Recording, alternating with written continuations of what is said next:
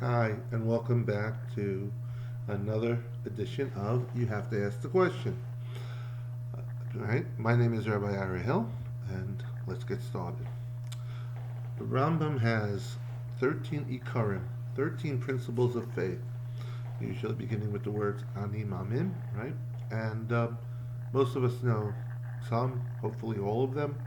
But the one that's most famous, that's the most common by, is the 12th of the 13th Ani Maamim, and it reads, Ani Maamim be'emunah shalema be'vias HaMashiach va'af al pi yispamea im kol zeh achake lo b'kol yom sheyavo.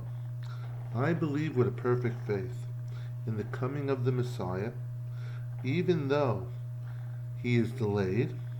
With all that, I await him each and every day that he can come. B'kol yom sheyavo, that every day he should come. So there's two things that seems to be a bit troubling. One is, do we really believe that he can come every day? Do we wake up? How does one get that feeling? If this is something that the Rambam says is a main tenet of our faith, do we believe that he can come? Do we wake up in the morning thinking, oh, Mashiach can come today? Or we just go about our lives? How do we get that, incorporate that feeling into our lives? That's one question. Second question is, that trouble that I noticed was, what is the im kol zeh? So if you, as we read, it says, even though he is delayed, with all of this, I still believe that he can come every day. What's the with all this? So possibles like that is that when I was younger, we used to spend the summers in the mountains, and we had a bungalow there. It wasn't part of a colony; it was just a bungalow. And during the week, my grandmother, Shalom, my aunt would take care of my brothers and I, and we would spend our days what people do in the summers, playing, doing our chores, going to the lake to go swimming, catching frogs, catching snakes, playing ball. It was great summers, great memories, and all that. And on Friday, my parents who worked during the week, would drive up and come for Shabbos. They'd stay till Sunday night or Monday morning, and that was the pattern for many, many years.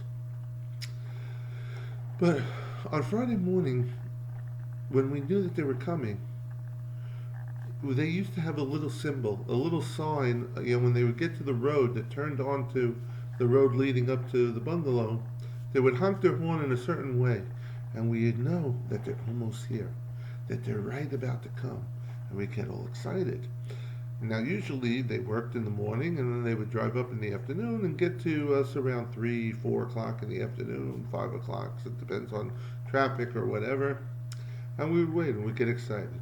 But however, I started to realize that no matter what time I got up that day, early in the morning, if I heard any sound that sounded similar to that sign, that honk, that special honk that they had for us as a code, we'd stop for a second and said, ooh, maybe they're coming.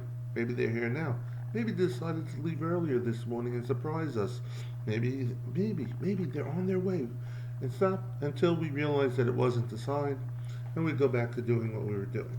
No matter what we were doing, we could have been playing, we could have been swimming, we could have been, if anything sounded remotely like that sign, we'd stop, our hearts would stop for a second and say, oh, maybe this is it. Maybe they're coming, maybe they're here. And we'd get all excited. Could be that that's what the Rambam is alluding to. We kakelo kol yom shavo, meaning even though we have to go about our lives and do our avoda, daven, and go to school and learn and work and take care of our families and do a lot of mundane life, but part of us should always be listening for that sound, the shofar hagadol, to proclaim the coming of Mashiach. And if we hear something that sounds like it, if we hear of an incident that sounds like it, we could stop for a second and say, maybe this is it. Even though we can say, we don't deserve it, Klal Yisrael is fighting, there's this and there's that, and how can Mashiach come? We're not united. All these things, we can make all the excuses in the world. But But the bottom line is if you're really waiting for him, you'll say, that doesn't really matter. Maybe we'll find reasons why he can come. We should be waiting every day for him. Waiting, a part of us should be waiting for us to hear that sound. So what does it mean, im kol zeh? Even though he's delayed, im kol zeh? Throughout this, our long gullus, we've had many times when we thought that maybe there was a Mashiach coming. The situation was right. There was a person who was unique and beyond, and had he must be the Mashiach. And sometimes they turned out to create tragedies in Klal Yisrael's history. And we had disappointment after disappointment. And it's very easy to give up hope. Rambam is telling them we should, even though he's delayed, even though we have disappointments of false people, false prophets, false situations, I'm still waiting for him. That each and every day I wake up and part of my heart is waiting to hear that sound. And if I hear that sound, I'm ready to drop everything and get on and go and deal with it.